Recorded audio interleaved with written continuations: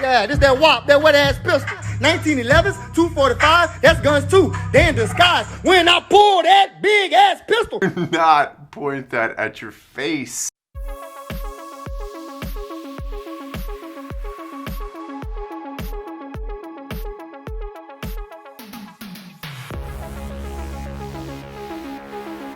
Hello everyone, how you doing? This is Cam Kalina, and welcome to Guns and Blammo presented by Username. This is the top 5 guns to have during the coming apocalypse.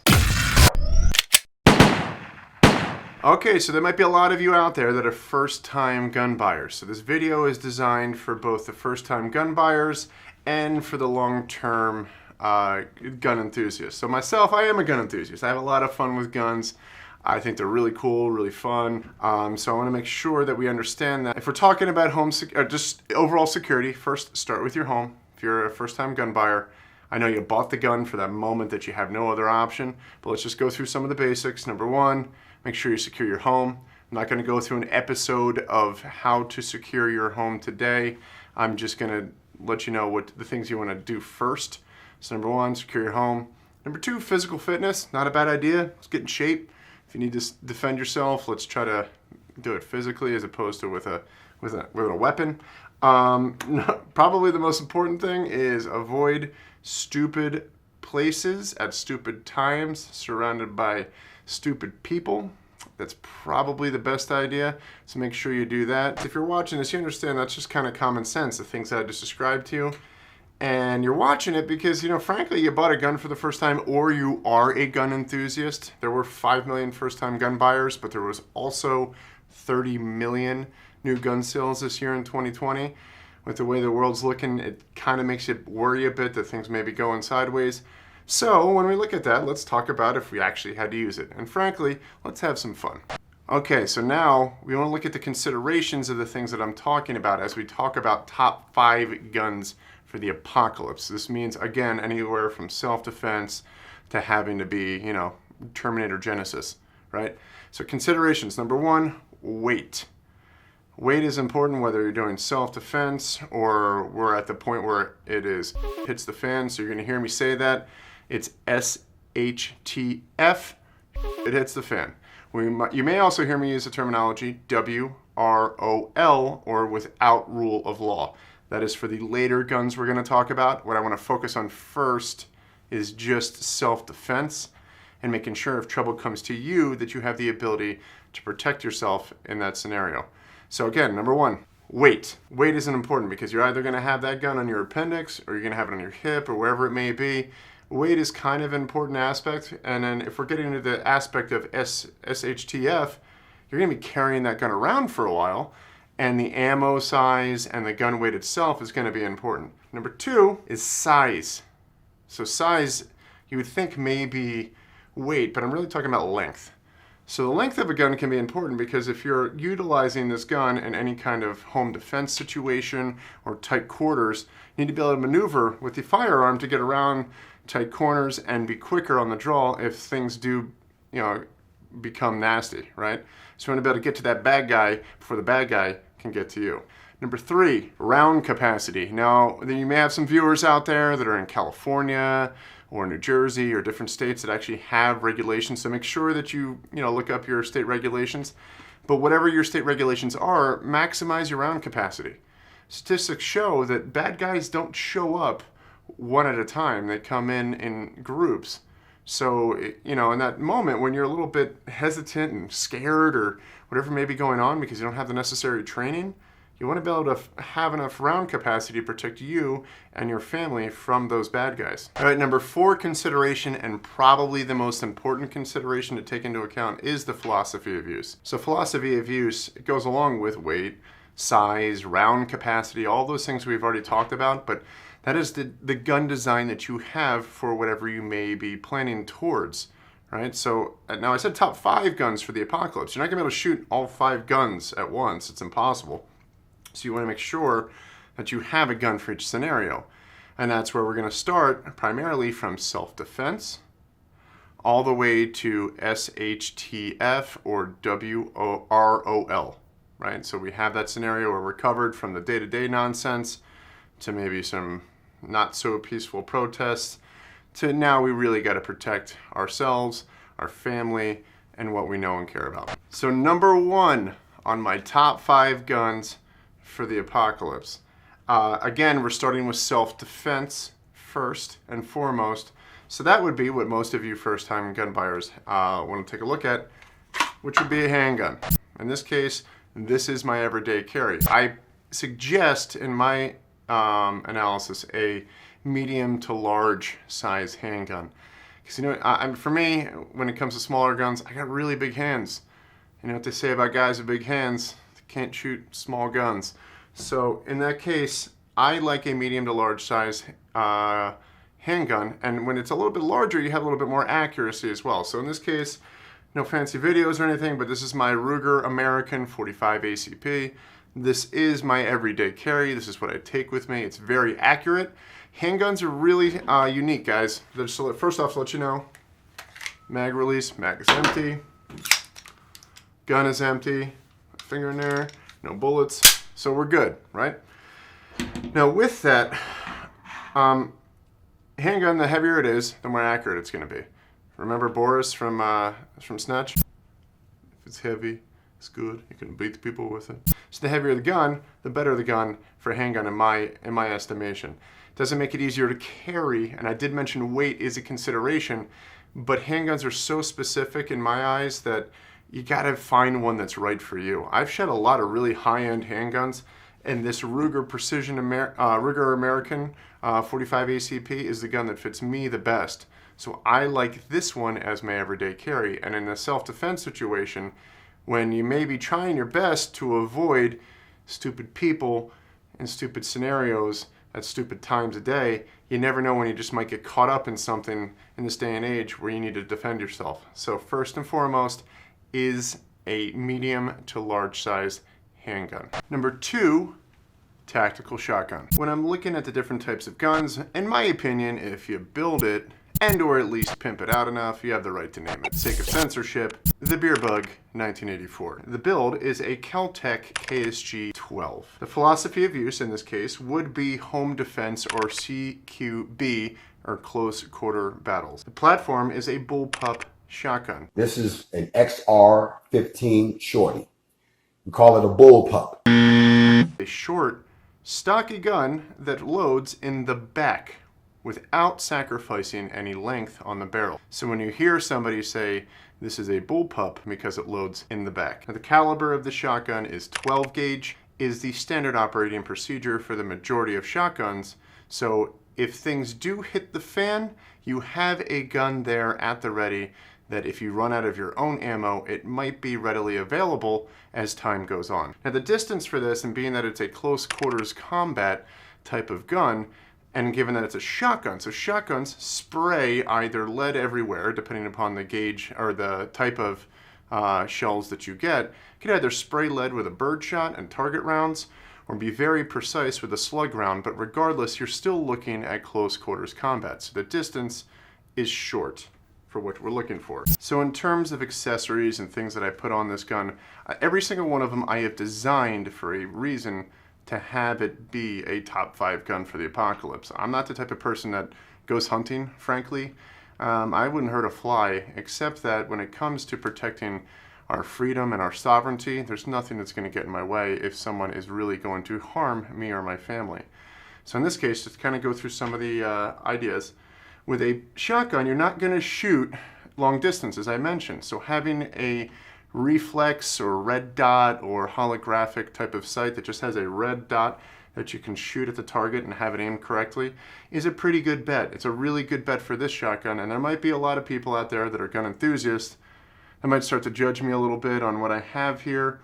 The fact of the matter is the sight mark worked well because it's sturdy, and with this, pumping out of 12 rounds. So when we talked about the reasons as to why we would want to design such a gun, this holds 12 shotgun shells. That's a high capacity for a shotgun. So with 12 rounds, we're able to do a little bit more damage if necessary to the bad guys, as opposed to your standard operating procedure shotgun, which is about 5 or 6. I do have, and this is primary on a shotgun, you should have backup iron sights So these are my backup iron sights. They're cheap. There's really good ones out there, and you'll see some of them as we start moving up the ladder here on the guns. But frankly, this cheap iron sight that I have on here, and I believe it's Attack, actually works fairly well for myself. So it's comfort level without breaking the bank, right? Now with a shotgun, on the light, you'll see on some of the other guns, we have a pressure pad, meaning that I push the light to shine on somebody or the bad guy when the time comes, and then I can let go to hide my position. But this is home defense, right? This is first we had the handgun, now we have the shotgun to provide some kind of level and comfort within home defense. We're not looking at going on the offensive. This is to protect yourself. That's what guns are for, right? To protect yourself from the bad guy. So in this case, the light turns on and stays on. I'm okay with that because if we're spraying lead everywhere, that's the idea. We want to get any kind of unfortunate encounter done rather quickly as opposed to, looking at some kind of combat situation. We also have, to be honest, part of guns is having it look cool. So in this case, we have the breacher barrel and we have the bayonet spikes. Bayonet spikes, if the gun jams, well, gotta have some kind of weapon while I figure it out. Bayonet spikes aren't bad, and that barrel's not bad for that either. But the breacher barrel is designed to have it where if there's a lock and you need to get in, you can jam the gun in there and blow the lock out. But again, what you'll hear, if you're a first-time gun owner, you really should have a light on any of your home defense weapons. I do not have one on my handgun because it is not my primary go-to for any home defense situations. Again, I'm not much of a handgun guy just because I got big hands and they're a little bit more difficult for me to shoot. So in that case, and with all of your weapons, there should be some kind of lighting system. So not only can you see what you're shooting and see the bad guy, you got to know that you may be shooting at someone who's not the bad guy, right? It's important to know that. If you're firing your weapon or before you fire your weapon, know your target, of course. So that's why a light is very important. In this case, for home defense, I'm okay with the light that stays on for the entire time of which I'm having an unfortunate encounter. Number 3, truck gun or backpack gun. Now, unlike some of the other guns that you will see, this one I did not build. It's a very unique build. And again, it is a Kel-Tec.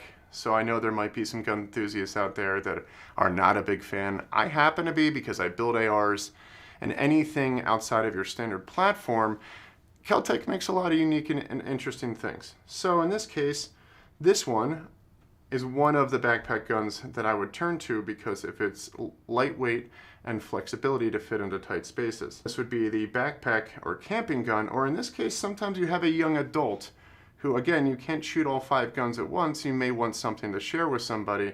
So if it's lightweight and not overpowering, you might be able to use this in a world-ending situation for a young adult. Its caliber is a 5.56. So for your new gun owners, a 5.56 or 2.23 is kind of the standard operating procedure for what would be a rifle caliber, whether it be an AR-15 or many other guns. This is not an AR-15 platform, but it is designed with its Vortex Strike Eagle scope to be short to intermediate and possibly a long distance gun.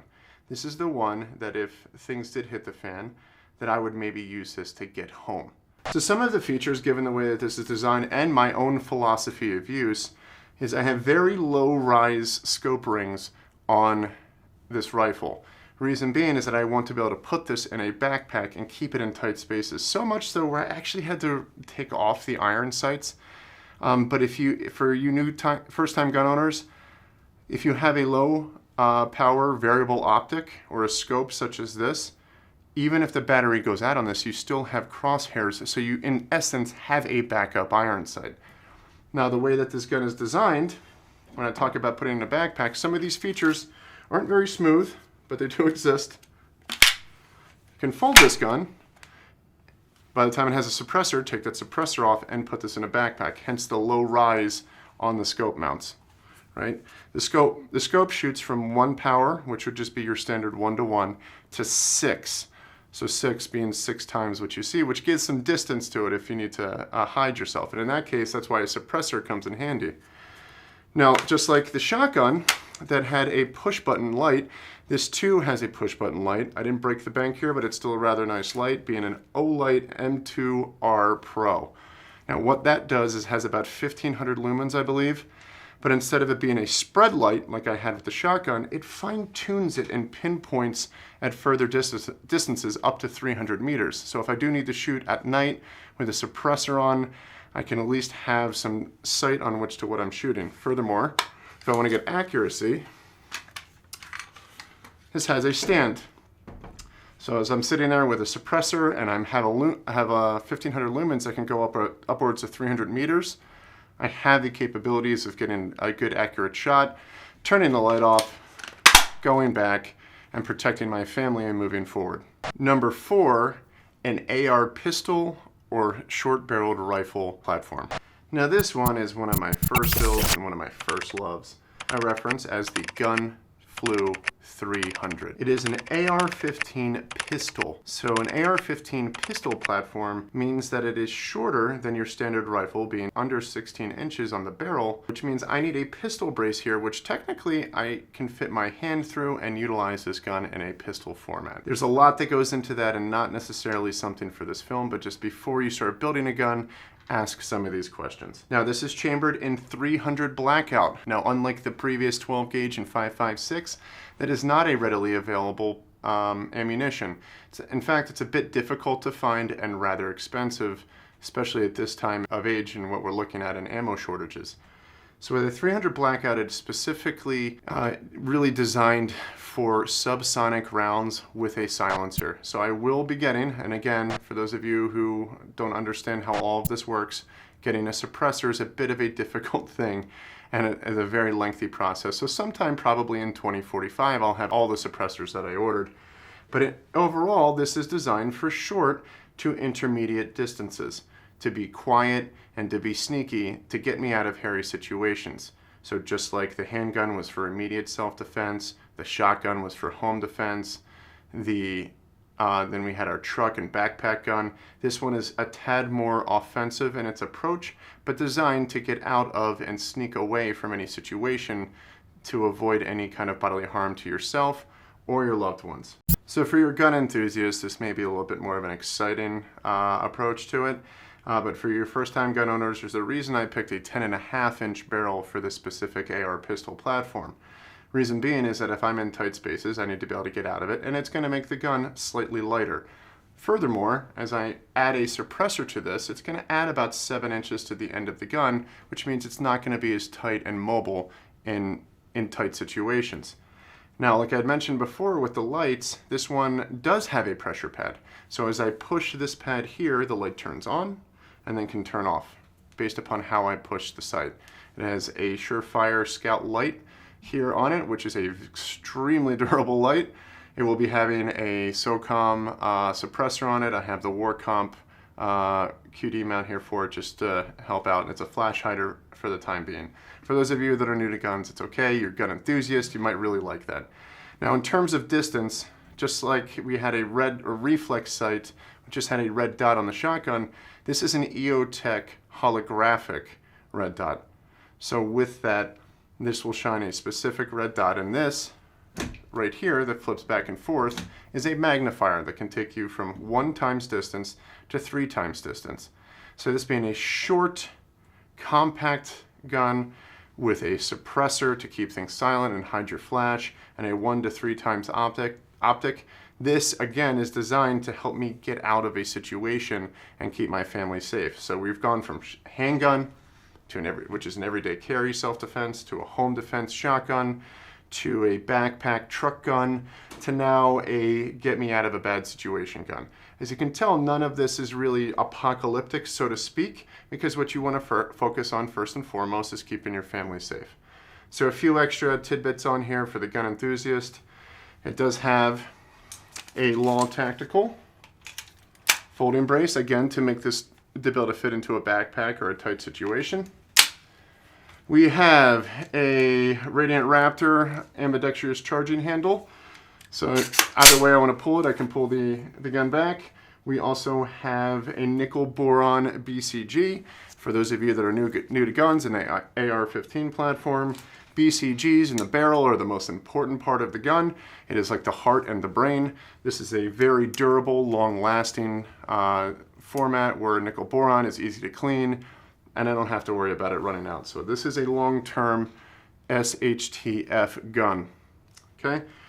Any other aspects to this? Really, I set it up, and it's important on your foregrip to set it up how you like it. I like a C grip, so I like to pull on the gun there. I am a lefty, so excuse my arm for getting in the way. And on the trigger, it is a Hyperfire Hyper Touch 2.5 pound trigger, which means this thing can shoot fast and shoot light. Number 5, battle rifle. And where do I start with this one? This is my boomstick! After all this game planning and me loving building ARs, this is my opus dei, this is my 9th symphony. And knowing that I needed a battle rifle, this was my choice. Let me introduce you to what I call climate change.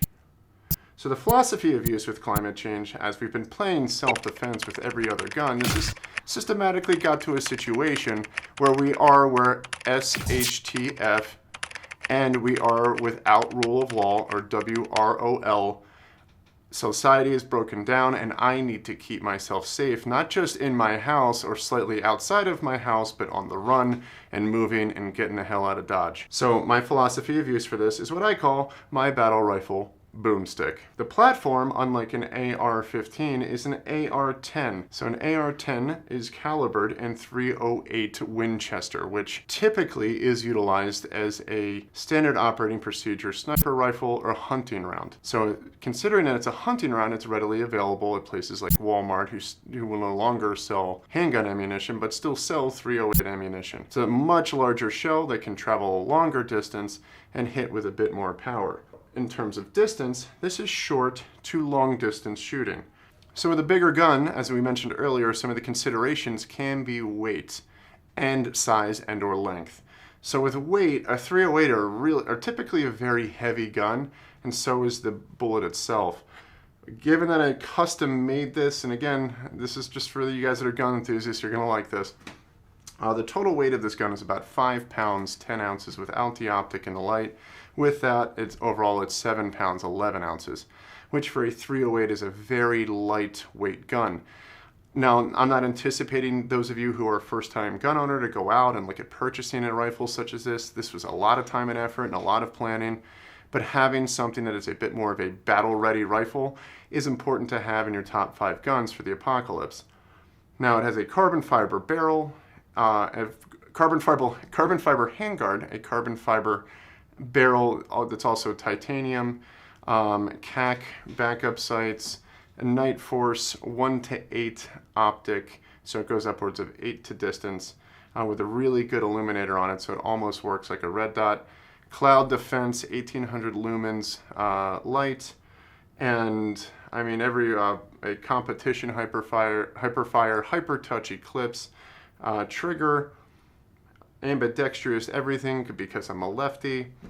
I mean, this gun is fully prepared to go to battle while also being super light. Even the muzzle on it adds to the accuracy as a compensator. Blowing the gas, for those of you that are new, when you add a muzzle such as these 4 slots that you see here, blow the gas out to the side to help maintain recoil, and the ones on the top blow up so that way it helps mitigate muzzle rise. So if you're a first-time gun user, understanding some of these things, it's nice, but having a compensator that blows gas to the side, you're not exactly going to make friends at the shooting range. So everyone, that will do it for our top 5 guns for Armageddon. Thank you for joining us. For those of you that are first-time gun owners and that 5 million that just bought guns this year, if you have any questions, feel free to leave them in the comments section. If you're a gun enthusiast and you're enjoying this video, feel free to just tear me up in the comments section. I know how the gun world is on YouTube. Come on, Cleveland. Come on. You walk over, but you're limping back.